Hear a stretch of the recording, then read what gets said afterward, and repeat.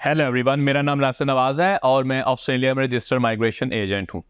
आज की बात इंटरनेशनल स्टूडेंट्स के हवाले से, ये सारे फिनोमिना को समझते हैं, इसके हवाले से बहुत सारी चीज़ें आ रही हैं।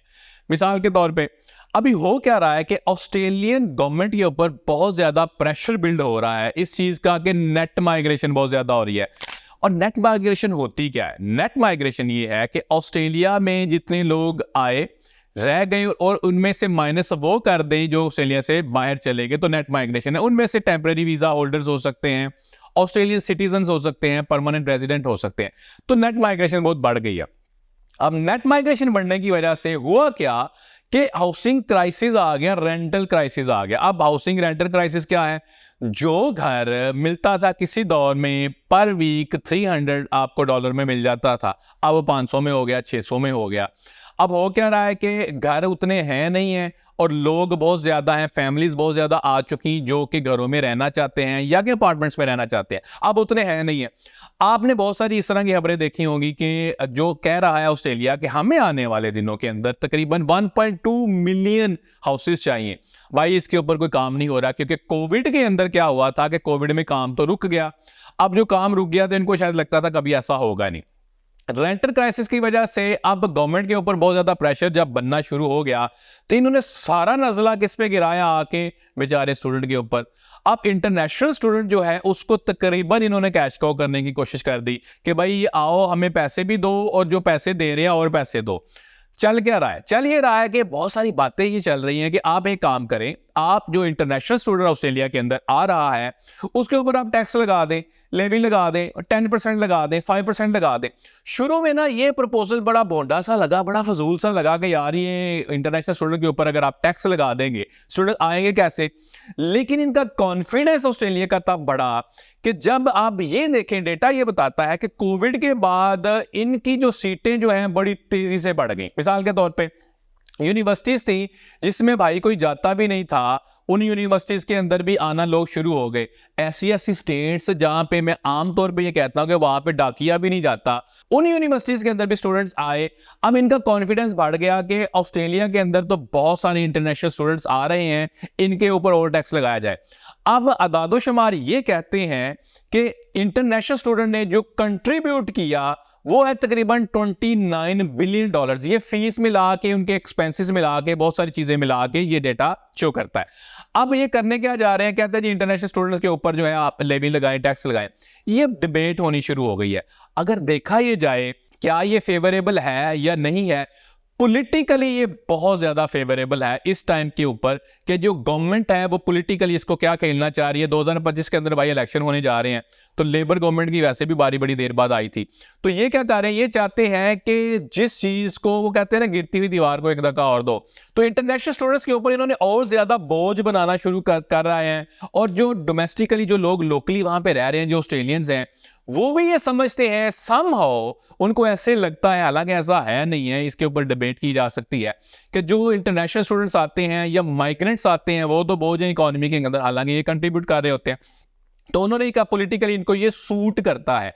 अगर देखा जाए जो कि जो शेडो मिनिस्टर हैं उन्होंने इन बयान दिया कि इनको पता है कुछ नहीं है, जो लेबर गवर्नमेंट है, गवर्नमेंट के पास कोई प्लान नहीं है कि किस तरह इसको किया जाए। अच्छा, ये भी बात चल रही है इंटरनेशनल स्टूडेंट को जाने के नंबर को कैप कर दिया जाए। भाई कैप करने से क्या होगा क्या नहीं होगा ये अनअटेंडेड छोड़ा हुआ है, इसमें कोई बात नहीं चल रही।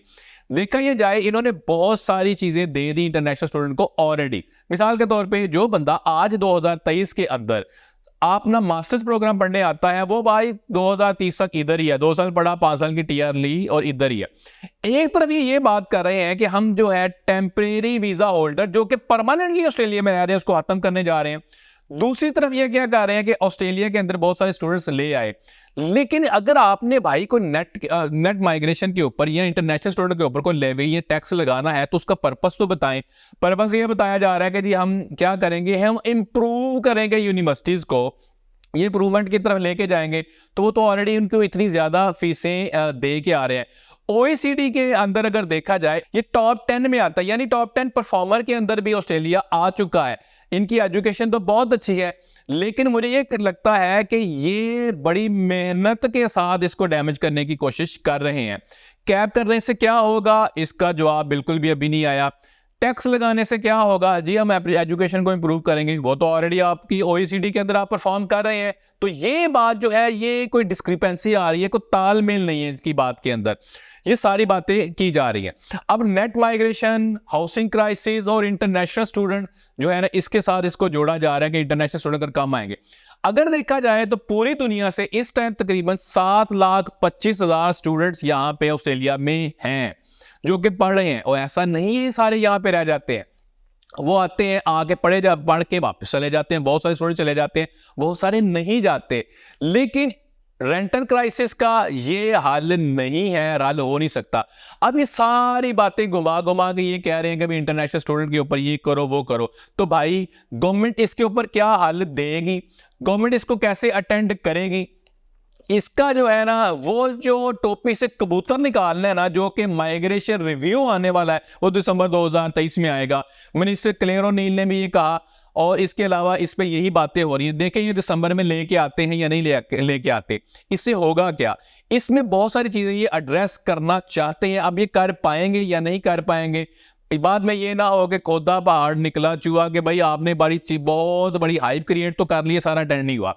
तो अटेंड करने की चीजें हैं क्या, इंटरनेशनल स्टूडेंट का अगर आप कैप करेंगे तो क्यों कैप करेंगे, उसका लॉन्ग टर्म आपको क्या बेनिफिट मिलेगा, आप इसके ऊपर अगर लेवी लगाएंगे तो उसका लॉन्ग टर्म आपको क्या बेनिफिट मिलेगा। उसको मैं अटेंड कर चुका कि आपकी एजुकेशन इंप्रूव होगी, आप पहले ही परफॉर्म अच्छा कर रहे हैं, तो एजुकेशन इंप्रूव होने वाली बात जो है ना, वो समझ में नहीं आती। और on top of that rental crisis को भाई खत्म, आप उसको कम करने के लिए आपने घर बनाने हैं, इंटरनेशनल स्टूडेंट के ऊपर कैप वाला मसला नहीं है। तो क्या इसके प्रोसेसिंग टाइम या स्टूडेंट का उनके वीजा के ऊपर भी पड़ेगा या नहीं पड़ेगा। मेरी अंडरस्टैंडिंग ये है कि ये भी चूंकि बड़ा हॉट टॉपिक है, तो इसको भी ये इश्यू को एड्रेस कर सकते हैं। तो दिसंबर 2023 जो है ना, ये बड़ा इंपॉर्टेंट है। अभी दिसंबर में हम एंटर हो चुके हैं, तो जब माइग्रेशन रिव्यू आएगा फाइनल, तो उस पर पता ये चलेगा कि ये अब क्या करते हैं या किस तरह का काम करते हैं। इसके लिए स्टे ट्यून्ड, आपको इस हवाले से हम आप अपडेट करते रहेंगे। आपका सवाल है, कमेंट है, क्यूरी, आप कमेंट बॉक्स में कमेंट कर सकते हैं। हमें सपोर्ट करने के लिए, हमारे चैनल को सपोर्ट करने के लिए सब्सक्राइब करें। Thank you.